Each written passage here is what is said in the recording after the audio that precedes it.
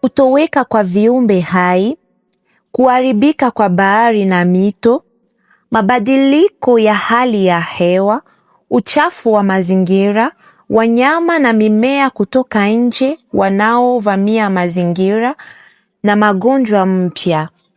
Leo watu wengi wanazungumza kuhusu mambo haya. Lakini maana yake ni nini hasa? Inatuhusu vipi sisi? Na tunaweza kufanya nini ili kulinda na kuokoa dunia yetu? Haya ni mambo muhimu, lakini wakati mwingine ni magumu kuelewa. Ndiyo maana tutayachunguza pamoja katika vipindi 18. Kwa miaka mingi, teknolojia imeboresha maisha yetu. Leo tunaishi muda mrefu zaidi, tunasafiri haraka sana, tunaweza kuwasiliana na mtu anayekaa mbali. Lakini maendeleo haya pia yanaharibu mazingira. Swali ni hii: je, teknolojia inaweza kusaidia kulinda mazingira? Wanasayansi wanasema tunapaswa kuchukua hatua haraka.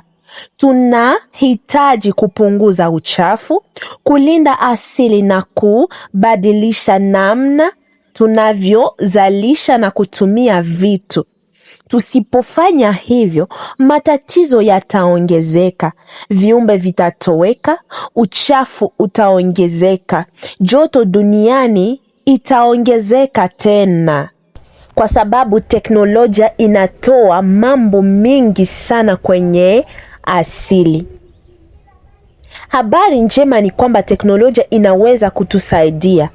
Hii inaitwa mpimo wa kijani ama transition écologique. Mfano, kutumia nishati ya jua na upepo, kuboresha usafiri ili uchafue kidogo, kujenga nyumba zinazotumia umeme kidogo. Lakini teknolojia pia ina mipaka. Baadhi ya teknolojia hutumia rasilimali nyingi au uzalisha taka hatari. Kwa hiyo teknolojia si nzuri wala mbaya peke yake, inategemea namna tunavyoitumia.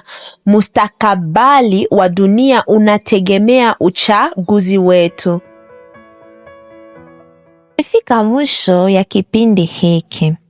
Asanteni kwa kutusikiliza kwa makini.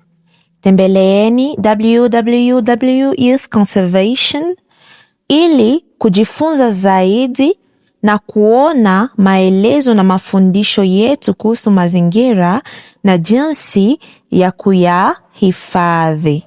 Tutaonana tena katika kipindi kijacho. Karibuni tena.